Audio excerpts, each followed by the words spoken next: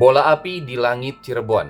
Jatuhnya meteor pada tanggal 5 Oktober 2025 betul-betul membuat warga Cirebon merasa kaget ketika melihat sebuah cahaya di atas langit. Bahkan ada yang mengatakan seakan-akan langit dibelah menjadi dua. Benda yang dikatakan meteor itu meninggalkan jejak yang cahayanya bisa terekam dari berbagai sudut kota. Tetapi yang bikin merinding bukan hanya cahayanya. Bahkan sebagian warga mengaku mendengar suara dentuman yang tidak biasa. Benarkah ini hanya fenomena alam biasa atau ada pesan tersembunyi di balik kejadian langit ini? Bahkan ada orang yang mengatakan bahwa meteor ini adalah tanda bencana. Dan apakah ini ada kaitannya dengan hujan meteor yang diperkirakan terjadi pada bulan Oktober ini? Assalamualaikum warahmatullahi wabarakatuh. Hamdan wa syukran lillah wa salatan wa salaman ala rasulillah wa ala alihi wa ashabihi wa mawala amma ba'du. Pada tanggal 5 Oktober 2025, terjadi fenomena langit yang menimbulkan banyak keresahan di masyarakat yang melihatnya, sehingga banyak orang memberikan pendapat yang berbeda-beda terkait kejadian tersebut. Ada beberapa orang mengatakan bahwa itu adalah fenomena langit biasa. Ada juga yang memberikan kesimpulan berbeda. Bahkan sampai ada yang mengaitkan bahwa meteor tersebut adalah tanda bencana. Sementara, salah satu informasi dari badan yang senantiasa mempelajari kejadian-kejadian langit memberikan sebuah informasi bahwasanya di bulan Oktober ini akan terjadi hujan meteor. Nah, yang akan menjadi pembahasan kita kali ini adalah betulkah bahwa meteor ini adalah sebuah tanda bencana? Sebetulnya seperti apa Islam memandang kejadian ini, khususnya terhadap meteor? Dan simak penjelasan lengkap berikut ini.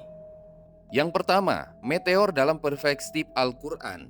Di dalam Al-Quran, fenomena meteor atau bintang jatuh disebut dengan istilah syihab atau syuhub. Fenomena ini dijelaskan dalam beberapa ayat, terutama di dalam konteks penjagaan langit dari jin dan setan yang berusaha mencuri berita dari langit. Allah Subhanahu wa Ta'ala yang berfirman di dalam Quran surat Al-Mulk ayat 5, yang artinya, "Dan sesungguhnya kami telah menghiasi langit yang dekat dengan bintang-bintang, dan kami jadikan bintang-bintang itu untuk melempari setan, dan kami sediakan bagi mereka azab neraka yang menyala-nyala." Di dalam beberapa tafsir dijelaskan, Allah Subhanahu wa Ta'ala menghiasi langit dunia, yaitu langit yang terdekat dengan bintang-bintang.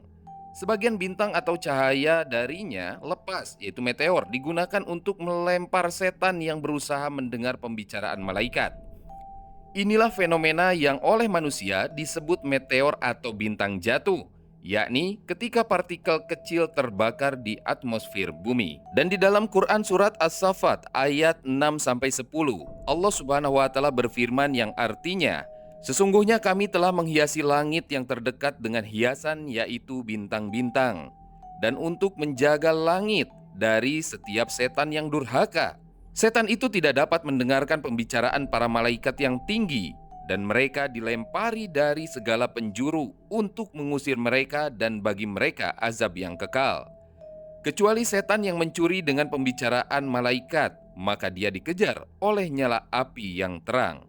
Yang kedua, hadis tentang meteor dan jin. Di dalam hadis sahih, Rasulullah SAW menjelaskan fenomena ini setelah turunnya wahyu. Hadis riwayat Bukhari nomor 4801 dan hadis riwayat Muslim nomor 2229. Dari Sayyidina Ibnu Abbas radhiyallahu anhuma, "Sesungguhnya setan biasa duduk di tempat-tempat untuk mendengarkan berita dari langit. Maka ketika mereka mendengar wahyu, mereka mencuri pendengaran dan melemparkannya kepada para dukun.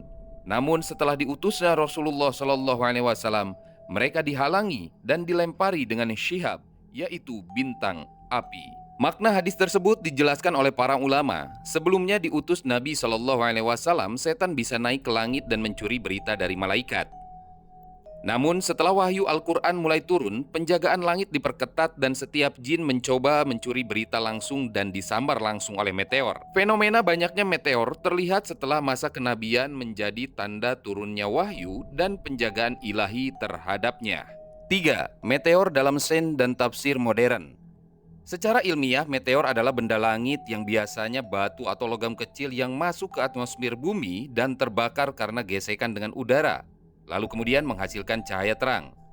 Namun di dalam tafsir Islam, makna syihab mencakupi fenomena fisik, yakni meteor cahaya terbakar di langit, dan juga makna metafisik, tanda penjagaan Allah terhadap wahyu dan langit dari jin.